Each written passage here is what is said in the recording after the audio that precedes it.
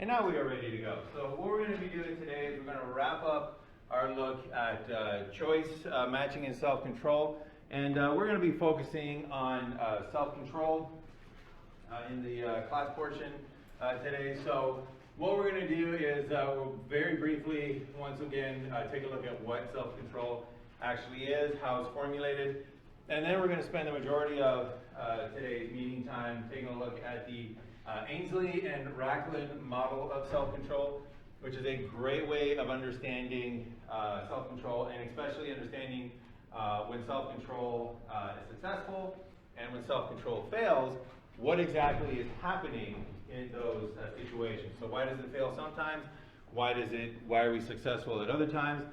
And it'll also give us insight into how to manipulate our rewards to maximize our self-control.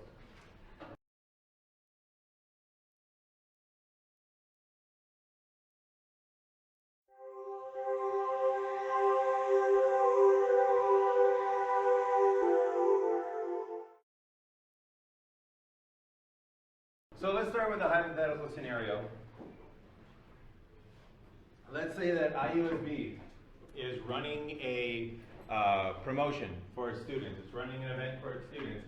And one of the prizes in this event is a cash prize.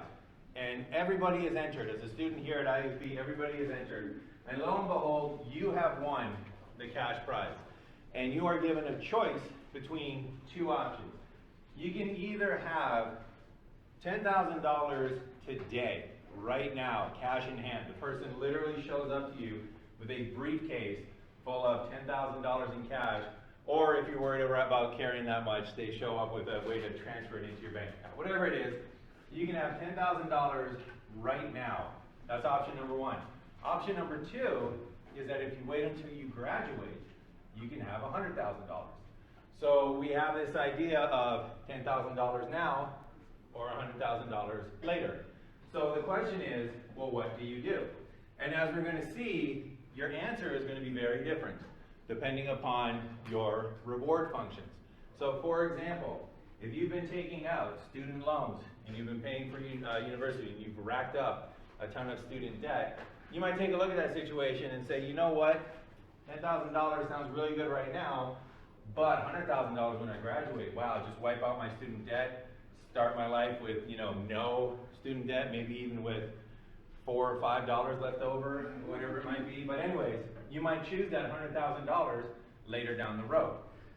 However, if you're in a different situation, if you say to yourself, oh my gosh, what a lucky occurrence, one of my loved ones is sick, they're in the hospital, they don't have medical insurance, and they need the conveniently priced surgery of $10,000 in order to save their lives. You, in that case, would say, you know what, $100,000 down the road? Ooh, boy, that sounds nice, but I'll take the $10,000 right now. And as we're going to see, that completely depends upon what your reward functions are for those two different monetary amounts, and more importantly, for those two different reward durations or reward latencies. We're also going to take a look at some characteristics of different types of individuals. So psychopaths, we've mentioned psychopaths before. One of the things about psychopaths or sociopaths, I'm not entirely sure what the difference is, but one thing about them is that they have poor impulse control. They act on impulse. They do things spur of the moment. They will punch a friend in the face and they won't even care. So we're going to take a look at how Ainslie-Rachlin's model of self-control can explain why is it that they're making those particular decisions. We're going to see why children tend to have poorer impulse control, tend to have poorer self-control, whereas as you grow up and you become an adult, you're able to more and more control those basic impulses. And then finally, we're going to take a look at a method for enhancing your self-control. So if you do want to exercise self-control, if you do want to increase your self-control, there are ways to manipulate your reward functions so that it becomes easier to make that choice that is considered to be the self-control choice. All right, so we're going to start our look at self-control with a really nice illustration from Jaws of the changing nature of that reward function. So one of the things we mentioned before is that when a reward is right there in front of you, you tend to value it much more than when a reward is off into the future. So we're going to take a look at one of the best monologues ever by Quint. And if you haven't seen Jaws already, I highly recommend it. It's the perfect Thanksgiving movie. Let's go with that, whatever. But anyways, so just for those of you that haven't seen it, just to give you a little bit of background as to what's occurring right now. So, not a spoiler alert, they're out hunting a shark. And what they start doing is they start comparing war wounds. So this is Captain Quint. He is, the crusty old sailor. I forget his name, but he's an oceanographer. He's a marine biologist, actually. So they've all interacted with sharks before. So they start doing these things where they're like, oh, take a look at the scar on my leg over here. And they're like, oh, you think that's a scar? Look at my arm over here. And it's like, oh, you think that's a scar? Look at my ribs. So they start doing that, and then they get to a tattoo that Quint has had removed. And it's from his service in the Navy. And it turns out that he was on the SS Indianapolis. He was on the ship that delivered the bomb that was dropped on Hiroshima. And this is his story of what happened after they delivered that bomb. Japanese submarine slammed 2 torpedoes into our sights. It was going back from the island of Tinian to Lady. Just delivered the bomb, the Hiroshima bomb. 1,100 men went into the water. The vessel went down in 12 minutes. Didn't see the first shark for about half an hour. Tiger, 13-footer. You know that when you're in the water, Chief? You tell by looking from the dorsal to the tail. What we didn't know was our bomb mission had been so secret, no distress signal had been sent.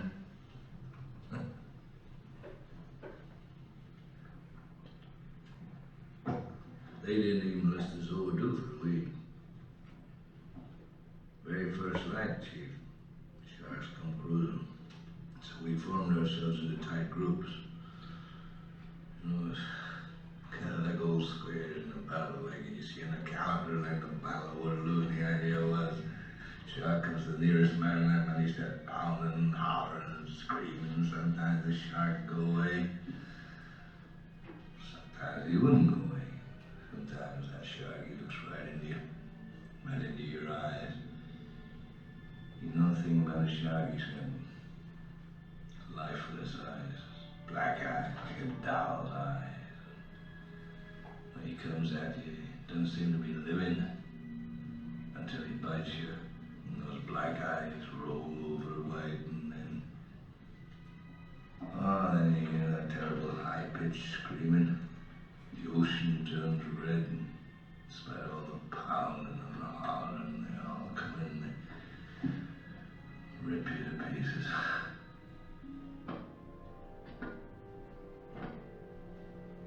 By the end of that first storm, lost 100 men. I don't know how many sharks, maybe 1,000. I don't know how many men, they average 6 an hour.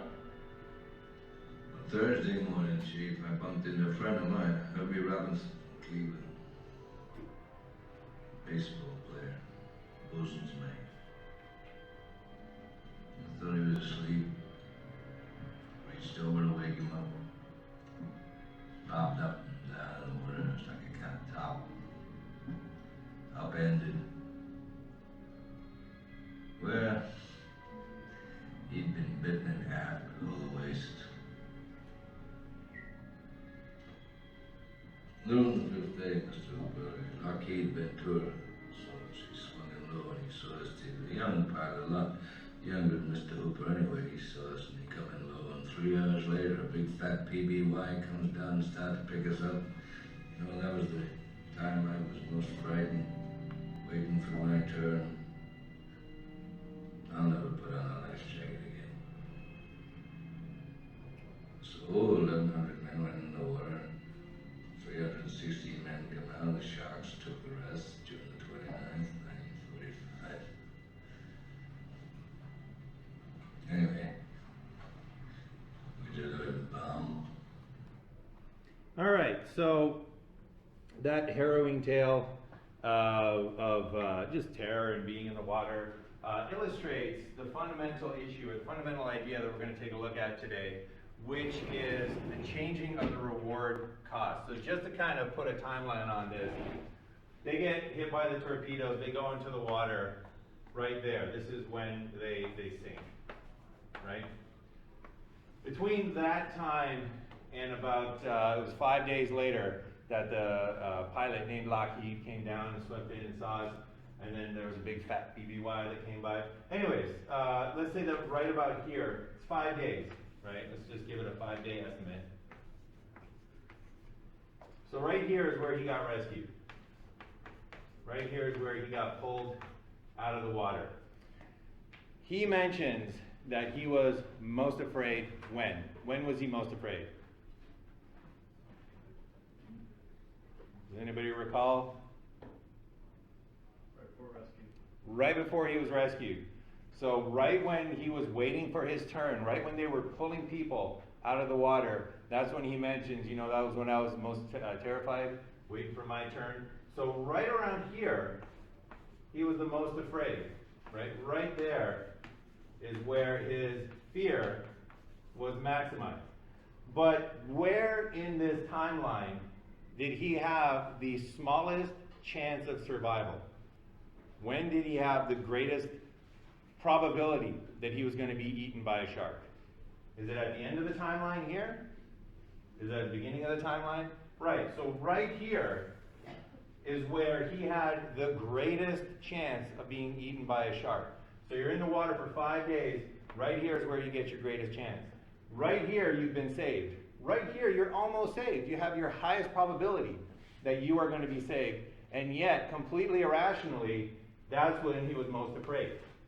If his mind was working rationally, as soon as he went into the water and saw the first sharks, he would understand, oh my gosh, the biggest danger is right now. This is the greatest time between when the sharks are here and when our rescue is coming. This is when I should be most afraid. However, he was most afraid when he was waiting for his turn. So we're going to see that that is based on the principles of reward value and how reward value changes. So we're going to see that his rescue, that reward value of being rescued, changed internally for him as he got closer to actually being rescued. So keep that story in mind. We're going to take a look now at what is self-control.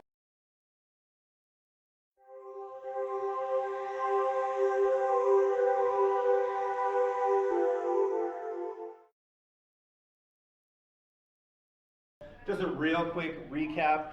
We covered this last time. Self-control is choosing that optimal pattern of behavior. That's when people consider to be in self-control. That's when people consider other people to have self-control, when they choose that optimum pattern.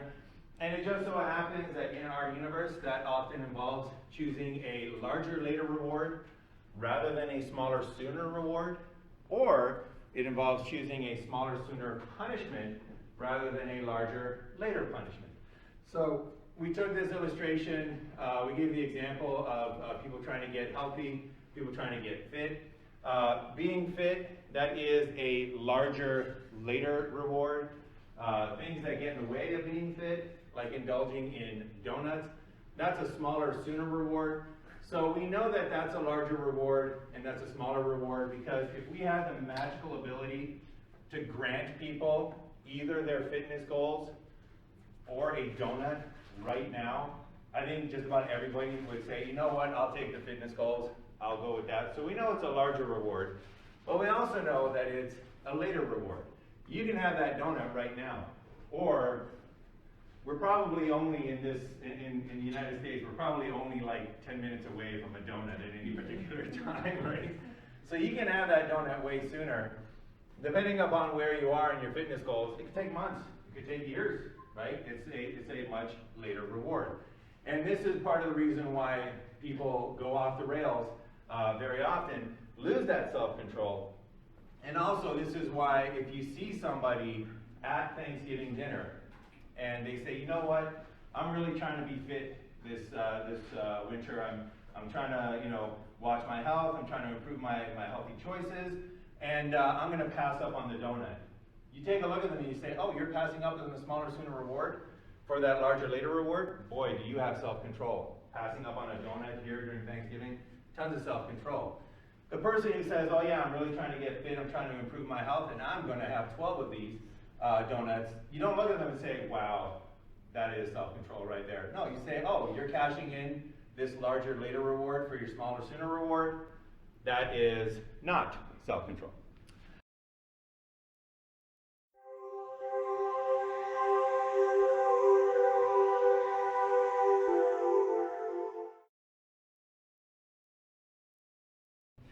In terms of understanding this, in terms of formalizing this, Ainslie and Rachlin came up with a model for self-control. And the linchpin of the model, the thing that it pivots on, is the idea that your reward function, your preference, how much you value a smaller, sooner, or larger, later reward, has to do with how big the reward is, but also how far off that reward is. So those two things contribute to the psychological value that we have for a reward. And that psychological value that we have for a reward, that shifts as a function of how delayed that reward is. So we mentioned before about the choice between the prize. So again, if you were offered a prize, a nice way to understand its reward value changes. If you were offered a prize of $10,000 right now, or $100,000 when you graduate, you're going to choose whatever is the highest reward value. And that reward value changes as a function of its delay. So it makes a difference that it's $10,000 right now versus $100,000 later. And it also makes a difference what your personal reward is for that monetary amount. So it makes a difference whether or not you're looking at student debt that you're going to have to pay off once you graduate, or are you looking at a loved family member who needs an operation and needs it soon, can't afford it, and the operation is $10,000. So let's take a look at those two functions. We'll take a look at those two functions. But first, let's take a look at the general idea behind this, and we'll go back to Quint and take a look at his reasoning for why he was most afraid right there. All right, so this is a graph of the Ainslie-Rachlin model of self-control. Specifically, this is a graph of how reward value changes over time. So the first thing we got here on the x-axis is we have time. So this is where you kind of are at any point before you get the reward delivered. So right here is where you get the reward. Right here is where you get the $10,000. Right here is where you get pulled out of the ocean. Right here is where the reward is delivered. And then this is a function of how much do you value that reward at any point in time before them. So that's reward delivery right here. And then we have reward value up here on the y-axis. And it's important to understand that this is psychological reward value. This is what the reward is worth to you.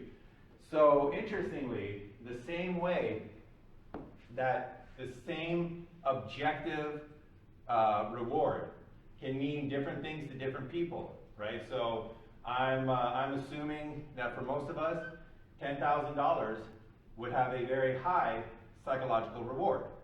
I would imagine that for Jeff Bezos, that same $10,000 would have a very low psychological reward, right? If he saw $10,000 lying on the street, he might not even bend over to pick it up. It's too much effort for that small of a reward to him. Importantly, it's $10,000. That has not changed. But what's changed is what's the psychological value of that money. So that's what this reward value is. It's not the objective amount. It's what does it mean to you? What is the psychological reward value of this? And what Ainslie and Rachlin propose is that that psychological value, that increases as you get closer and closer to the actual delivery of the reward.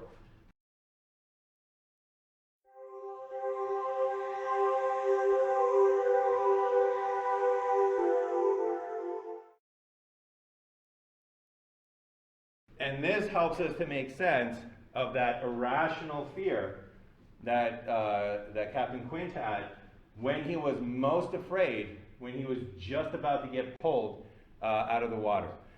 So if we relabel these axes here for his particular situation, we can relabel this as fear of losing reward. So reward value and fear of losing reward, they're the same thing, they're just inverses of each other. So fear of losing reward, fear of not being saved, right? Fear of being killed by the sharks. That's what this is. So the fear of losing the reward, you lose it in his situation if you get eaten by the shark. The reward delivery is over here. This is where it's finally his turn and he finally gets to be pulled out of the water. That area right there, that's where he first goes into the water. When he first lands, when the boat first sinks and they see the first sharks, and they realize that it's going to be a long time before people come to save them, right? Even if they didn't know that their mission was so secret, no distress signal was sent. Even if they didn't know that, they still know it's going to take a while for people to save them. So the reward of his being saved is actually psychologically low at that point. Sure, it's high. I mean, let's face it, it's being saved. But at the time, it's lower than it's going to be later on. So when he first gets into the water, he's afraid. He has the fear of losing the reward, but it's not that uncontrollable fear. But then once he sees that plane, all of a sudden he realizes, uh-oh, being saved is getting closer. And then once the fat PBY shows up, and he's like, oh my gosh, I'm even closer and closer. And then right there is when he can count the people ahead of him. And he's like, oh my gosh, there's 10 people before I get pulled out. Now there's 9 people before I get pulled out. Now there's 8. It's about 2 minutes before I get pulled out. It's about 1 minute before I get pulled out. 30 seconds from now, I'm going to get pulled out. That reward delivery is so small that his value for that reward, just that's how it psychologically works, skyrockets. So right here, when he's about to get pulled out, that's when his fear of losing the reward is the greatest. That's when the reward value is its highest. And this is the basis for the Ainslie and Rachlin model of self-control. Any questions about that before we move on? Incidentally, this is also why kids get excited about their Christmas presents on December 1st, but that same present, that same bright and shiny box, drives them bananas on December 24th because it's so close. And then Christmas morning, when they're waiting for their turn to open the present, that's when they're going absolutely bananas because the reward of that very same Christmas present skyrockets when it's just about there, just about time to deliver.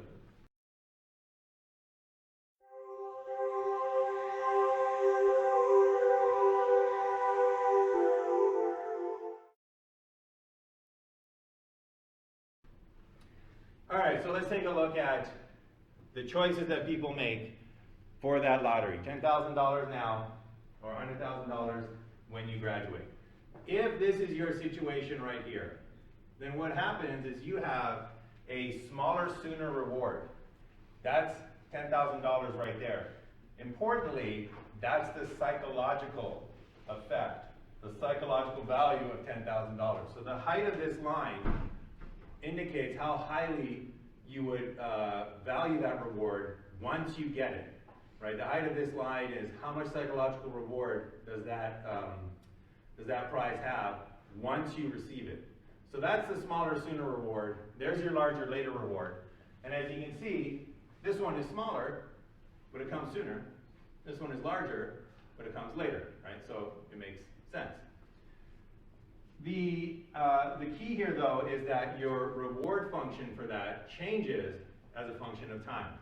So this is the reward function when the person offers you that $10,000 right now. You can get it very soon. So they're literally going to be like, hey, I got this briefcase right here, and I can give you this $10,000 right now. And literally the time that you're waiting is the time that it's going to take them to go like, there you go, right? Here it is. So very short, but still has that increasing function. Your larger later reward has a function as well. And in this case, this $100,000 when you graduate so you can pay off your entire student debt, that's how much it's psychologically rewarding for you. And that is your reward function right there. And this is why in this situation, you would choose the $100,000 because you always choose the reward that is psychologically more valuable to you. At any point in time, you choose the reward that has higher value for you at that time. So when the person first comes up and says, you know what, $10,000, right here, I got $10,000, all you gotta do is say the word, and you would be like, you know what, that's my value for $10,000, there's my value for $100,000, I'll take the $100,000. And if they're like, are you sure? A little bit closer, right about there. You'd be like, ooh, that's a little bit more tempting now. You know what, still $100,000 because it's still a higher value. If they like shove it in your face and they're like, are you sure? It's right there, just reach out and grab it.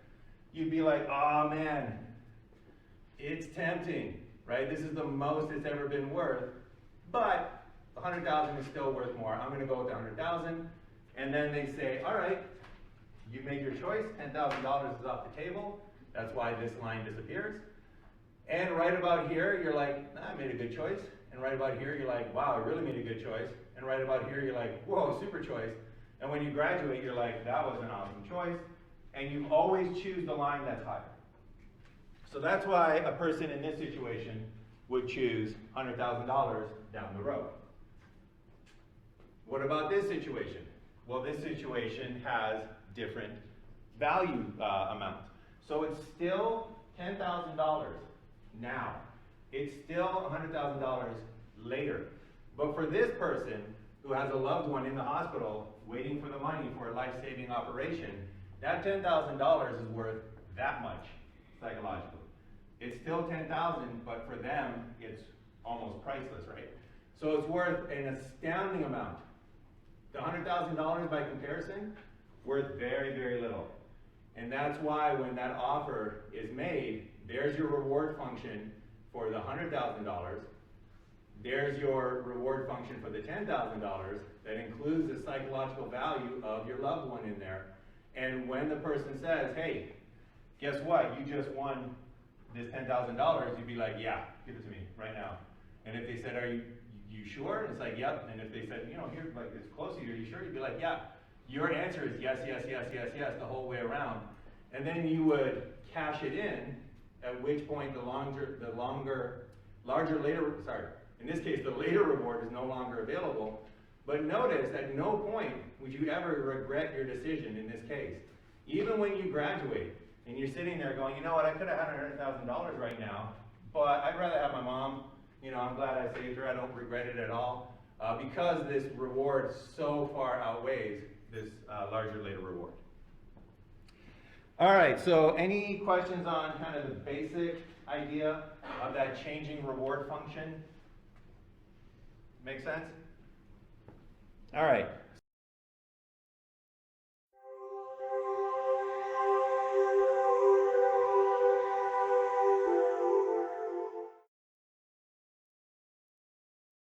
So let's take a look at where we change our mind. Let's take a look at where we fail in terms of exercising self-control.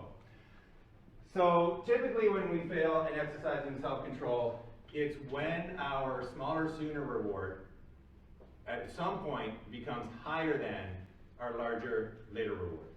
So let's set up this situation here. Let's say that, I don't know, hypothetical, you're studying for exams, and you need to study for exams.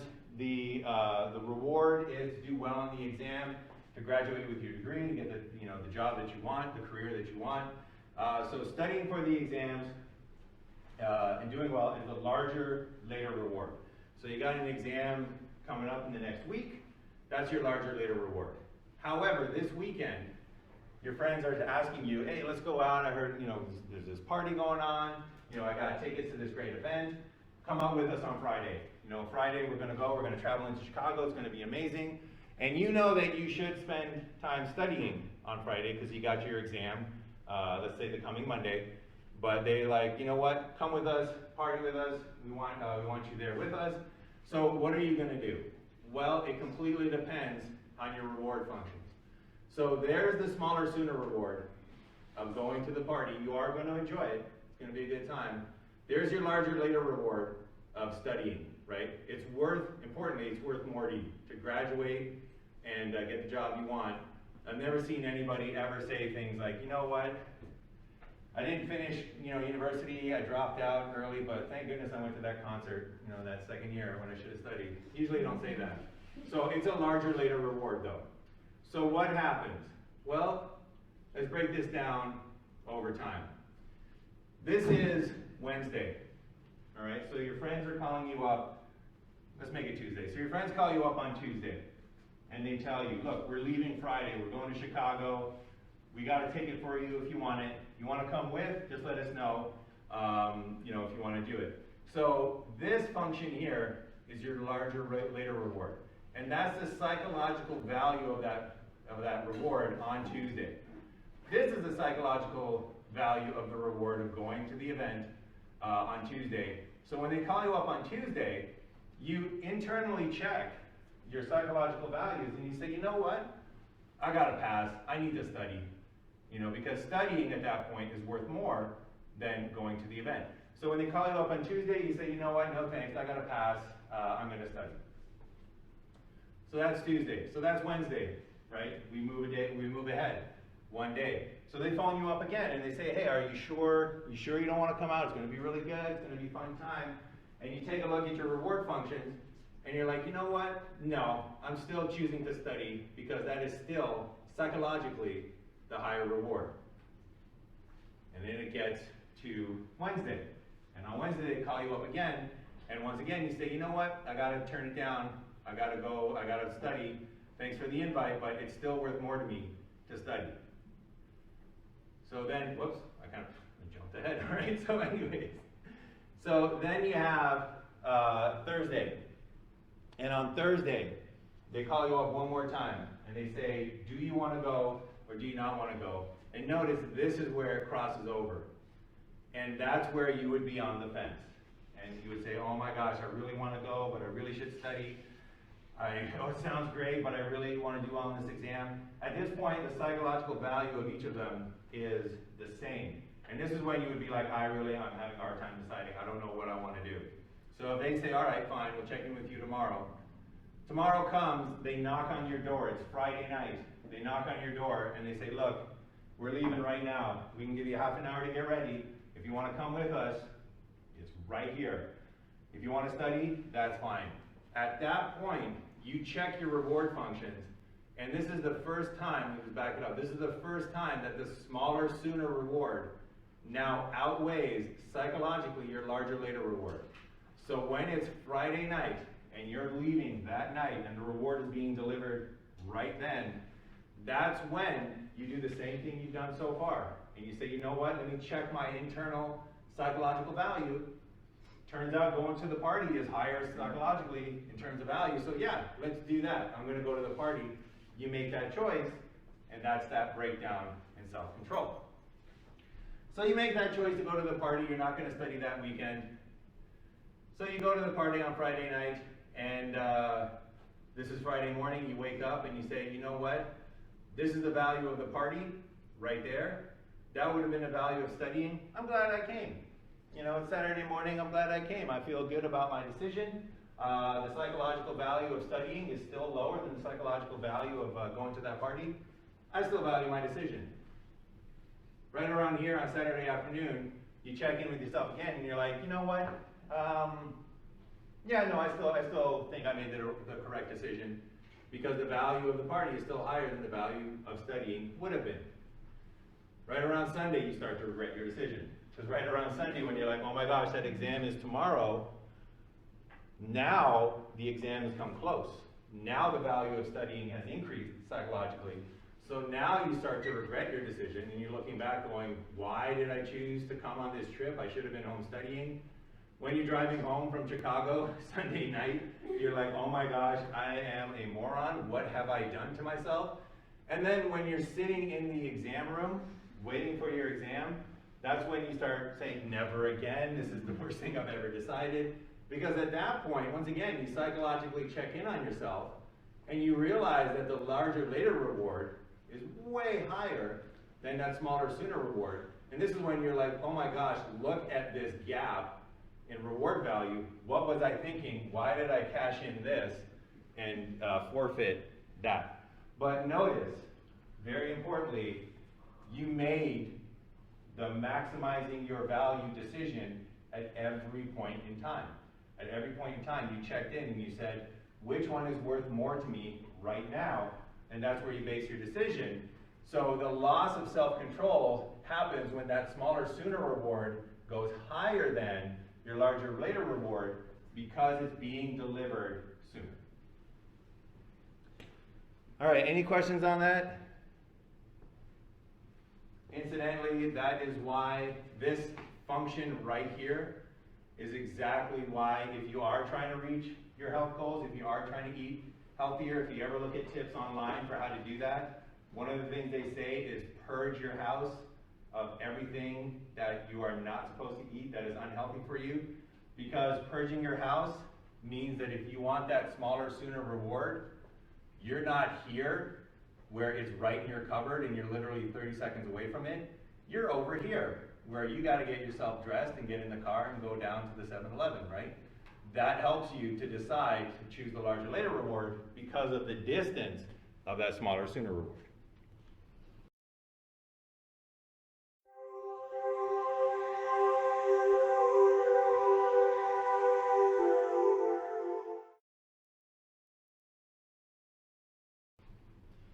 All right, so let's take a look at trying to understand some other behaviors using this Ainslie-Rachlin model of self-control. And again, it all has to do with what choice do we make. It all has to do with, at the time that we're making our decision, which one of these lines is higher? Is it the smaller sooner reward, or is it the larger later reward? So let's take a look at Psychopaths right now and see what's going on with them. So if you haven't seen Clockwork Orange, this is Alex. Alex is a psycho. He is the leader of a group that he calls his droogies, literally his others. And they're basically a hyper-violent gang that goes around. But it's important to realize and understand, in his life, these are literally his best friends. These are his mates. These are the people that he can turn to. These are the people that he can count on. They're the ones that, you know, they have a bond. They're literally, like I said, best friends. But let's take a look at how he treats his best friends, and you're going to see that he does exactly the kind of things that you would expect a psychopath to do. So the first thing that I'll mention is that they are speaking English, but they do use a slang, so if you don't understand half of what they say, that is fine. But just to set up this situation, Alex is the leader of this group. He's the de facto leader of this gang. And at this point, one of his other members, Georgie Boy, makes a suggestion that, hey, you know what? Maybe I should be leader for a little bit of time, and we'll see what happens. I taught you much, my little droogies. Now tell me what you had in mind, Georgie Boy. Oh, the old look at glass first, will you not say? He's taking the sharpness up. Showed him a lot of fluff. But you especially, we had the start. We got a start on you. Yeah, a lot of fluff, eh? Yeah.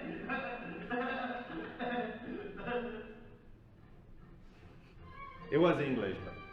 As we walked along the flat block marina, I was calm on the outside, but thinking all the time. So now it was to be Georgie the General, saying what we should do and what not to do, and dim as his mindless, grinning bulldog. But suddenly I admitted that thinking was for the gloopy ones, and that the only ones used like inspiration and what Bog says. For now it was lovely music that came to my aid. There was a window open with a stereo on. and I biddied right at once what to do.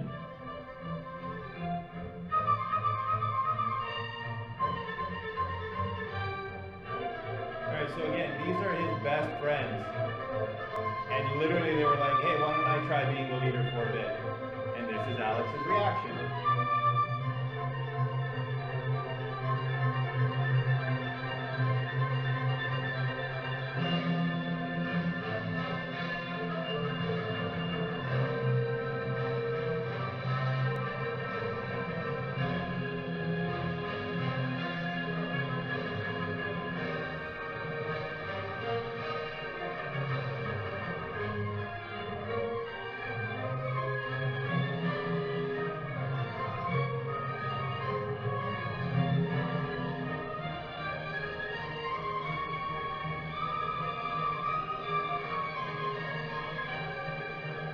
Alright, so I'll end it right there. Okay, so notice that he does what you would expect a psychopath to do. These are his friends, and he just blatantly attacks them.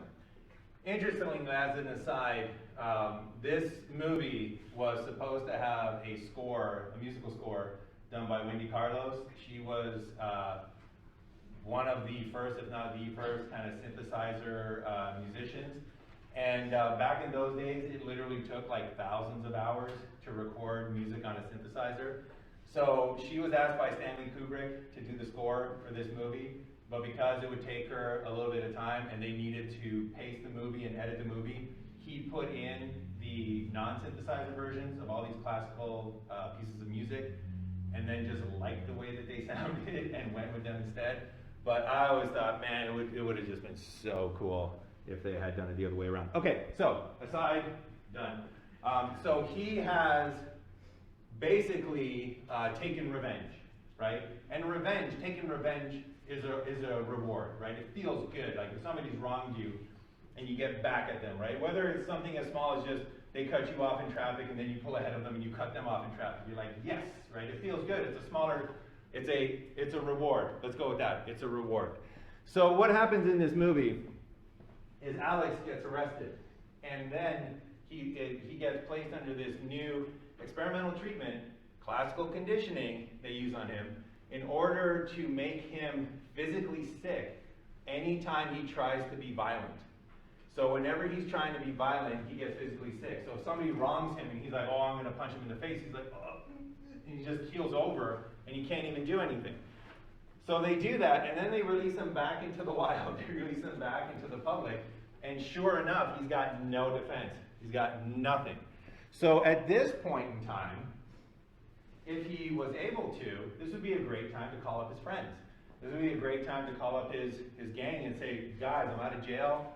I don't know what they did to me. I can't defend myself. Come pick me up. Like, I need you guys' help. And if he was a good friend, his gang would say, oh my gosh, where are you? We'll come by. They would take him and they would protect him. That's not what happens. So this is Alex after being released. All right, so that is literally him that's literally him right there being attacked by a group of elderly males, and he can't defend himself because he's physically sick. And thank goodness the police come to break up this violence.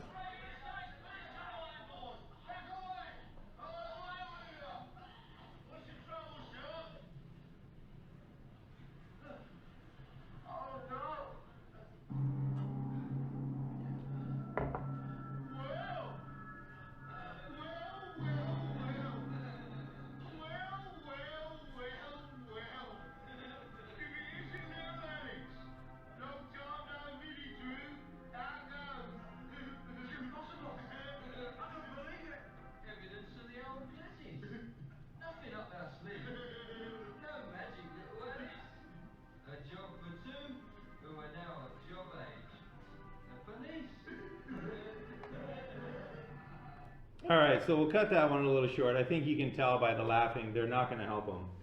So what happens in this situation? How does Ainslie-Rachlin explain his behavior? What did he do? How can we understand what is going on here and why normally people don't make that particular same choice that a psychopath might. So what we have here is we have what happens, an example of what happens when you change the shape of your delay function for the larger later reward. So you can actually change the shapes of these functions based on certain individual characteristics, based on certain external characteristics. And as it turns out, one of the individual differences of your larger later reward is how deeply scalloped that reward function is. What that means is it a very deep curve like that, or is it a very flat curve like that? So it does, everybody's reward function increases as you get closer to the delivery, but some of them increase a lot, others increase less. And depending upon how deep your curve is, how curved your function is, that equals more impulsivity. People with very deep curves will be more impulsive. Impulsive means you cash in your smaller, sooner reward. So this explains what happened to Alex and psychopaths in general. They have very deep reward functions. So the smaller, sooner reward was getting revenge on his friends, right? The smaller, sooner reward was him taking out his frustrations and aggressions on his friends. And many of us have felt the reward function of this smaller, sooner reward, but we've decided not to cash it in. Many of us have been angry with our friends and we were like, oh, I'm gonna, and then you're like, no, I'm not. They're my friend. I don't want to do it. But he cashes in that smaller, sooner reward. He takes revenge. Later on, this is the end of the scene that I cut short. Later on, he does not have that larger, later reward. He doesn't have a larger, later reward of actually being able to call on his friends or being able to depend on his friends. In fact, this is what they do. They basically beat him and half try to drown him. So what happened here? This was his reward function. So he had a deeply scalloped, larger, later reward function here. So this is the reward function of somebody with psychopathic tendencies. This is the reward function of somebody without those tendencies. This is your typical person and their reward function. So why would this deeply or shallow scalloped reward function make any difference? Well, let's see what happens over time. So right about here, this smaller, sooner reward, that's punching, punching Georgie boy in the face and slicing open his other friends. And that is your smaller, sooner reward. Your larger, later reward is being able to call on your friends when you need them, right? And that's a larger, later reward that we all have, with our friends. It's like we might not need them right now, but if all of a sudden your car breaks down and you call them up and say, can you give me a lift? They'll be like, yeah, I can give you a lift. If all of a sudden the heating in your house breaks and it's cold outside and you say, oh my gosh, the heating in my house broke and I don't get paid until the end of the month, can I stay with you? And they'll be like, yeah, you can stay with us. That's a large later reward, right? That's a big reward. That's why we tend to maintain our friendships, because we value those rewards. What Alex does is he doesn't value, well, he values this reward here. It's still a larger later reward, but because of that deeply scalloped function, when Georgie boy over here says, hey, you know what, maybe I should be leader? How about, you let me be leader? He was like, man, I want to punch him in the face right now and kick him in the groin, but I'm not going to. He's my friend. And then they're walking a little bit, right, because he doesn't have the opportunity. He can't catch him by surprise yet. So they get a little bit closer, and he's like, you know what, he's still my friend. I want to punch him, but he's still my friend. And then right about here, he realizes, you know what, they're unsuspecting. The opportunity is now. I have a chance now to take them all by surprise, 1-on-3, take them all down. And because of that immediacy of the opportunity, he cashes it in, takes his revenge, cashes in his smaller, sooner reward, because in that moment, it's worth more to him than their friendship. In that moment, when they're unsuspecting, it's worth more to him to cash in his revenge than it is to maintain that friendship. What happens is he then forfeits that friendship, and when he finally gets out and he could use that larger later reward, all he gets is that, it's every time I see it, I'm so terrified when his droogie is like, well. You're just like, oh my gosh, it's so bad. he cashed it in and he doesn't have access to it. That's a psychopath. A normal person, a regular person, a typical person still has these rewards, but less scalloped, right? A shallower, larger later reward function. So what happens with a typical person? Well, if they were in a gang and somebody said, you know what, how about I'm the leader instead? You know, I'm thinking of being the leader right now. And you would say, oh my gosh, you want to be the leader? I want to kick you in the groin so bad right now. It's like, you're going to challenge my authority? I would be so rewarded by kicking you in the groin. But I also might need you later on. I also might need you in the future. And what you do is you make that decision the whole way through. So right when they say it, you're like, ooh, I feel like punching you in the face, but I might need you later on. And then when their back is turned, right, when it's your opportunity to strike, when you can do it right there, it's like you got that chance, they're not going to see it coming. Notice your smaller, sooner reward is still less. So you're sitting there going, you know what, their back is turned, I could do it right now. Nobody could stop me, I could do it right now, but you know what? It's still worth more if I need them later on. And that's why a normal person, a typical person, when they get released from jail after going through the classical conditioning that Alex did, they call up their friends and they say, you know what, I need help. Or even better, after they get assaulted by all those elderly individuals and the police come up and they say, you know, get out of here, and then they look up and they see their friends, they're like, oh my gosh, great. And their friends will look down and say, well, do you need a place to stay? Are you okay? Do you need any help? You know, let us take you somewhere safe. And that's the larger later reward. And that's the difference between a psychopath and a normal individual. A psychopath, very scalloped, goes for that short-term gain rather than that long-term reward. All right, any questions on that analysis? Okay, next situation. We have children. So children are notoriously unable to control their impulses, right? So if you have a child and you tell them, you know what, I set up a nice painting station for you here so that you can do some art, you can do some painting. And if you don't make a mess, when I come back in about 20 minutes, if there's no mess, you know what, I'll take you out for ice cream. I'll take you out for a nice reward for not making a mess. So you leave, you come back in 20 minutes, and this is what you find, right? Why is it that some children will do that, even though they want the ice cream? Even though when you're like, okay, no ice cream for you, now they'll be like, oh my gosh, no, I so regret my decision. Why is it that they will still do that, make that mess, cash in that smaller, sooner reward? Whereas when you get older, it's a lot easier to control your impulses. It's a lot easier to go long-term decisions rather than cashing in short-term decisions. What happens? Well, what happens with us as we develop is that as we age, you become less impulsive as you grow older. And what that literally means is that your deeply scalloped, larger later reward functions, they change. They become shallower. They become less variable, less deep, less scalloped. And that equals higher impulse control, more self-control. Because once again, we take a look at these functions, and if you have a deeply scalloped, larger later reward, and your parents tell you, if you don't make a mess, because messes are fun, let's face it, if you don't make a mess and cash in this smaller, sooner reward, I'm going to give you some ice cream. And as soon as that door closes, and they're like, oh my gosh, I want to make a mess, but you know what? I want that ice cream instead. And then as it gets closer to the end of the 20 minutes, you're like, okay, I'm losing my opportunity to make a mess, but I still want that ice cream. But then when it gets to this point, you're like, oh my gosh, I'm going to be here in 5 minutes. This is my last chance. If I'm going to make a mess, all of a sudden, they cash it in. It's worth more to them. And then when the parent comes and they're like, right here, where they go, oh, well, you made a mess, so we're not going to go out for ice cream tonight.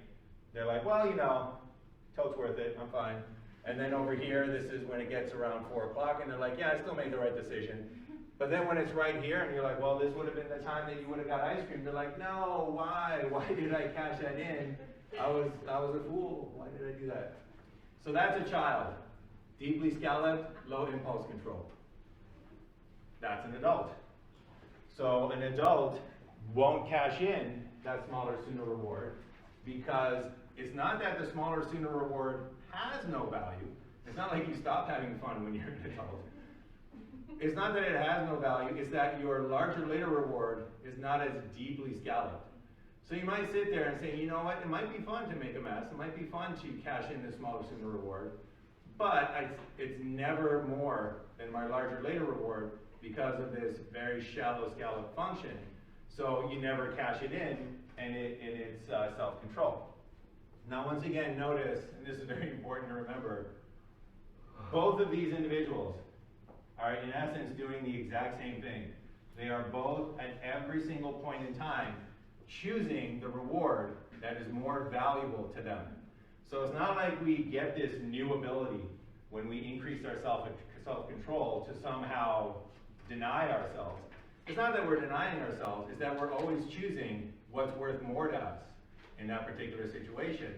And that's basically it. And it depends on the curves of our smaller sooner and larger later rewards that makes the difference as to whether or not we cash in that smaller sooner reward, or if we pass it by and always choose that larger later reward.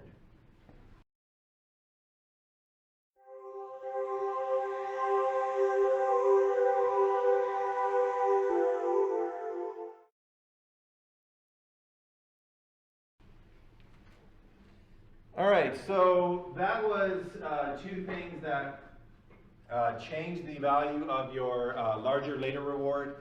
Basically, developmental processes of aging change the larger later reward, and also just individual differences. Some people have more deeply scalloped functions than other individuals have. That's an individual difference.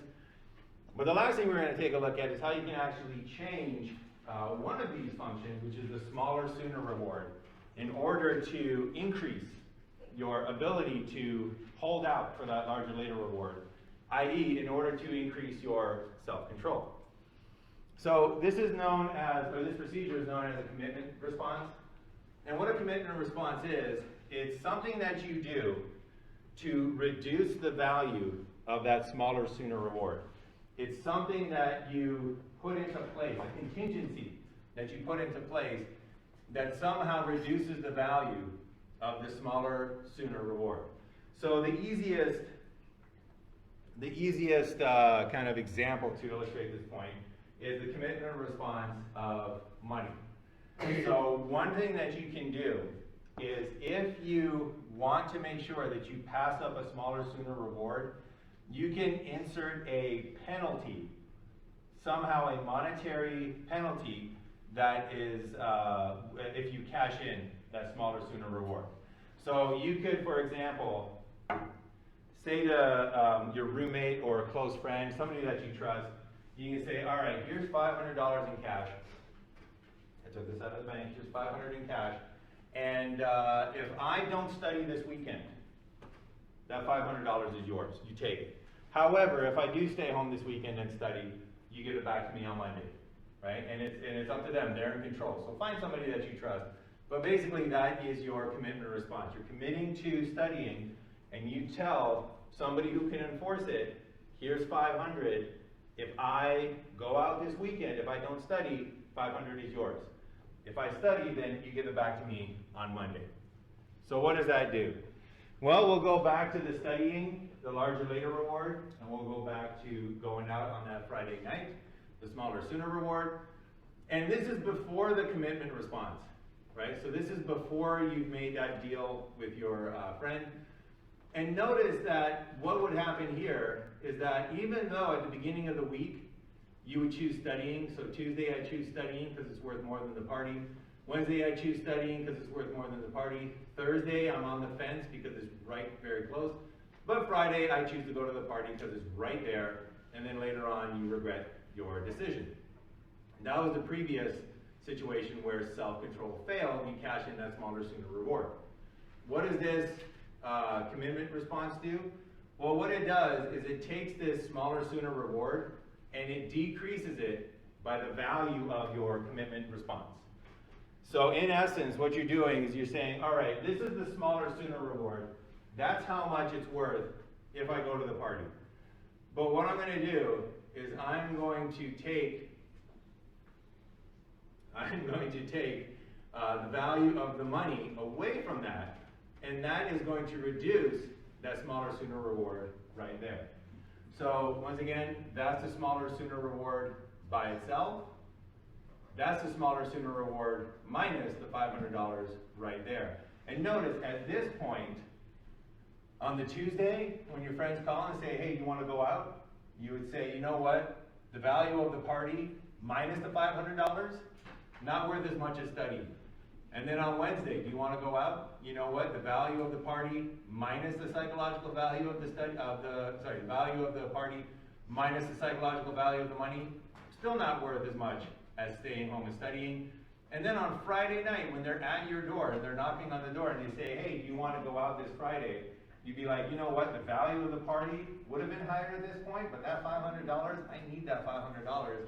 So you would say no, because now the smaller, sooner reward includes the cost of losing that $500, and you would still make the choice to study, and then you would not regret that decision, and on Monday you would get your $500 back. And that manipulation of that smaller, sooner reward, that reduction in the value of the smaller, sooner reward, is one way to manipulate these reward functions, so that once again you're always choosing the function that has the higher reward. It's just now you've manipulated that smaller, sooner reward. You've decreased it by implementing a psychological cost, and that allows you to choose the larger, later reward, i.e. to exercise that idea of self-control. All right, any questions on any of that self-control stuff before we wrap it up for today? All right, so that is it for what I wanted to cover today.